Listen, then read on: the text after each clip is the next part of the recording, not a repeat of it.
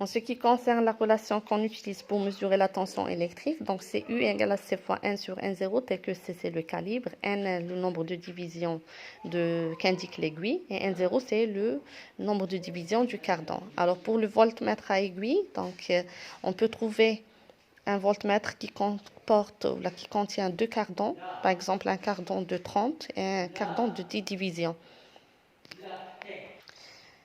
Donc, pour savoir sur quel cardan on va lire la valeur qu'indique l'aiguille, alors il faut tout d'abord voir le calibre que vous avez choisi ou l'a utilisé. Donc, par exemple, dans ce cas, on va trouver des calibres de l'ordre de 0,1, 0,3, 1, 3, 10, 30. Donc, on doit savoir quel cardan utiliser à partir du calibre.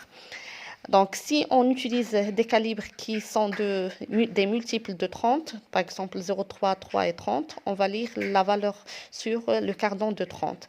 Et si c'est un calibre de l'ordre de 0,1, 1, 10, dans ce cas, on va lire la valeur sur le cardan de 100. Alors, comme titre d'exemple, par exemple, on choisit un calibre de 3. Donc, le calibre qu'on a utilisé, c'est 3.